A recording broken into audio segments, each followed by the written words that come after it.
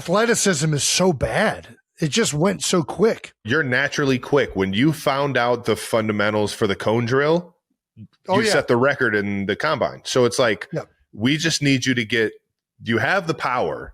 You're up there. We got the slow-mo replay to help us see that you're up there. We just got to get you to time it up right and get the fundamentals right. So we did do the Vertec. Here's what's crazy. You know the Vertec where you like stand and jump and touch the things? So from standing, like not moving and jumping, how high up are you getting? I'm over 10 foot. Just standing and jumping. Dude, that's fine. You need to get a basketball in the hoop. I'd probably say you need to get to like 10, 6. 10.6 makes sense, but I think you need to get a little higher. Here's what's crazy, though. Just standing and jumping, I'm over 10 foot. Running and jumping and doing the same test, I only got like an inch and a half higher. Like I should be able to gain more height by running and jumping, right? You would think, but I think it's all dependent upon your body like type and your athleticism. Right now, you're just an athlete. You're a powerful athlete. But that's what I'm saying. If I get more efficient at it, I should be able to get that higher, right? I would say you're going to produce more momentum, which will then get you higher. Yes. But I think for a guy like you really only need 2 to 3 steps into a good, powerful base. I'll put together a tutorial and I'll get back to you and I'll help you with some of the gather steps into the power. There's an Instagram clip that talks about the penultimate step, which I think is what you're talking about, where they do this gather. That's why I wanted to ask Caitlin about I've heard about the penultimate step and just see what lingers. Yeah, that would have been the best. She would have laughed in your face. She's like, what? I'm going deep into this. Oh no, she's a pro. She might have known. I've been looking up Jordan drills. Did you ever do Jordan drills? You're barking up the wrong tree. Okay, you're going down the wrong road. You need to follow too much. You need to follow the fat boy roll. All right. You're not Jordan. You don't have an ounce of Jordan in you other than the heart, the courage, and the dog. Where do I get the CC1s at? That's a question for Caitlin. I don't know when they're coming out. Is there any way I can get a prototype size 14 in the next 30 days? Let's think about this. Who jumps higher, Michael Jordan or Caitlin Clark? You want the Caitlin Clarks or you want the Michael Jordans? Honestly, I want the Caitlin Clarks.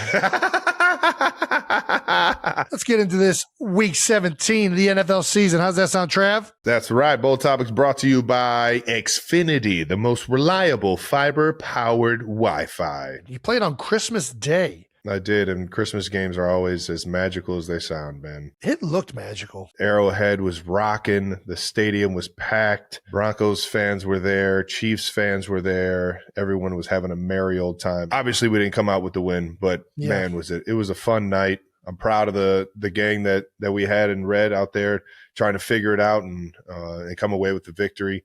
Obviously, down a lot of big names, but led into the game by my guy, Chris Oladukin, man. We were playing some golf earlier this offseason. I was looking forward to seeing him sling it a little bit. That's right. Yeah, Chris he's an awesome guy. He's been on the team for a while now and finally getting his opportunity to get some off the field. And you could just see, man, this guy was loving every single moment, even through the good or the bad. And it was awesome to get out there and rock with him, man. And I was just proud of the way he handled the situation, handled the moment. Obviously, no turnovers and just gave us a chance to win at the end. He did. What I wanted to ask you this because a lot of times, like when you're on to the third string quarterback, you're usually a guy that hasn't had a lot of reps with the ones. How many?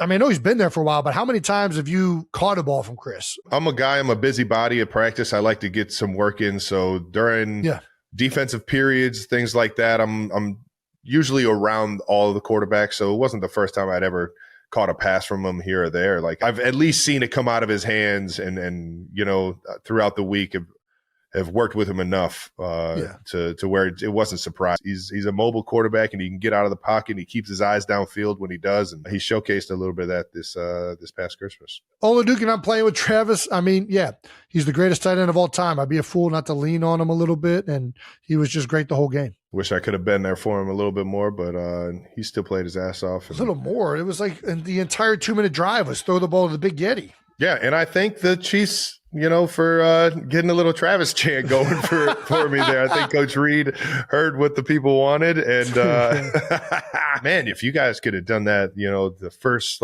12 years of my career, that would have been awesome. No, I'm kidding. Coach Reed's always dialing me up, and it's just whether or not the defense is the right defense for me to get the ball. But it was fun that Chris was, trying to find me, knowing it was a fun little 2-minute drive till we came up short. One more game left in this season, and you're headed to Vegas. What is how are we feeling heading into this one? It's Vegas, man. It's Raiders week, man. It's always no matter what the score is. Obviously, two teams where we know our season ends after this Sunday, and you're just playing for the love of the game and the honor of wearing the Chiefs helmet in a fierce rivalry, man. And I know we've already beat them once. We gave them a goose egg, and they're going to be ready for this one. They're going to be excited for this one, and I know Pete Carroll is going to have those guys fired up and ready to rock and roll, knowing how motivating he is. And they're at home where they're comfortable, and I'm excited to go out to Vegas and finish this year off. Yeah, well, you guys will be playing them without Max Crosby, who has unfortunately been placed on IR, with what appears to be a devastating injury. I don't know if you saw this Instagram video of him really going through it, but we can play that right now. It's a shame, he's just so hampered. You hate seeing it. And man, Max can play. I think what's more clear here is that Max probably is not hampered with much of an injury, and that the Raiders are probably tanking. Michigan guy, man. He loves to play the game of basketball, man. That's fair. I shouldn't lead to such conclusions. It's unfortunate. Him and Brock Bowers both on IR. Brock, unbelievable player. I know he's got to get some stuff fixed, and I know Max has got to get some stuff fixed, but two fierce competitors, I guarantee you'll be back out there next year rocking and rolling. Trav, congrats on another Pro Bowl selection. Way to go, Big Yeti. What number is this for you? 10, maybe?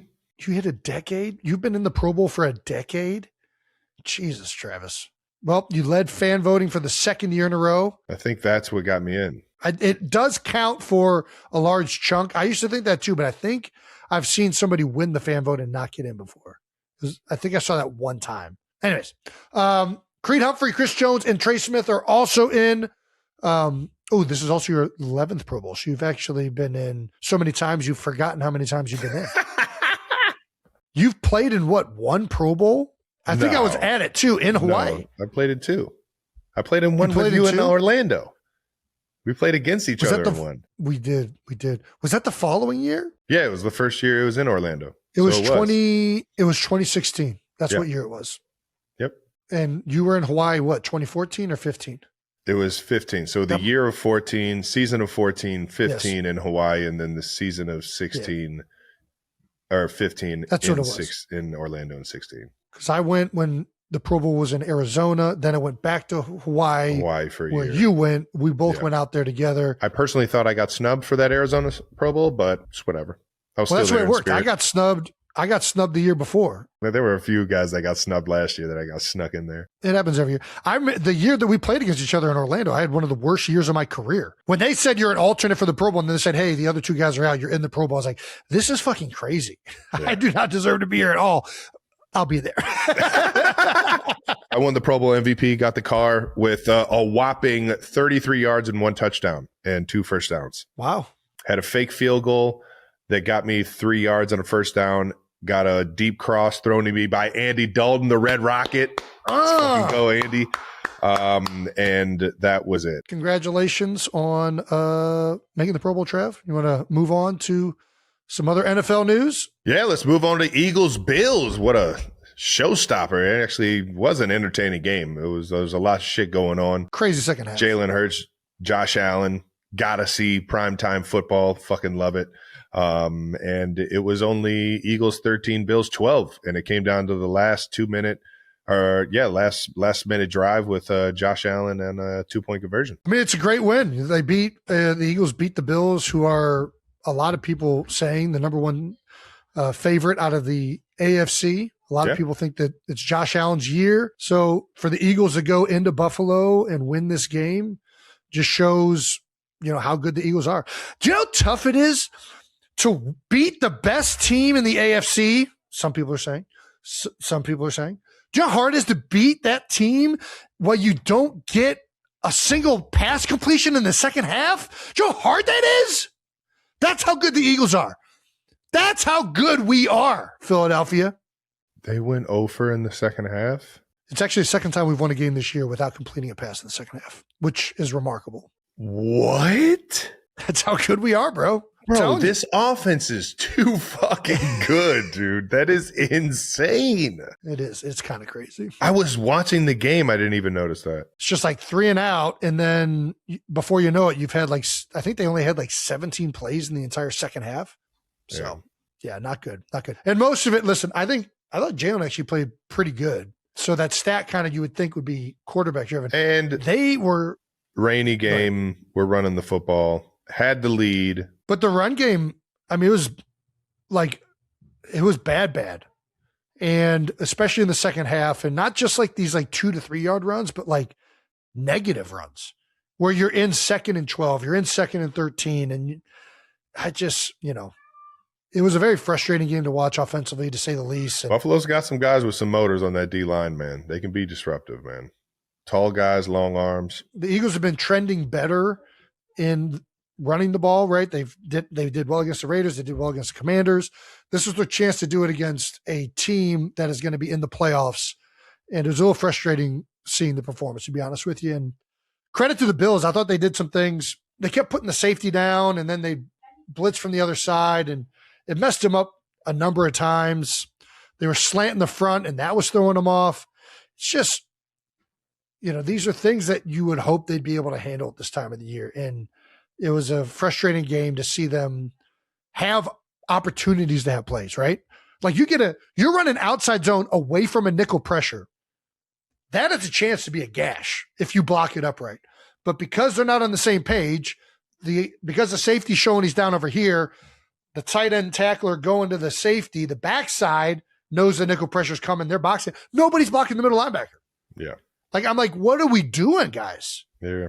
And it's communication like that. Guys are being let run free. Did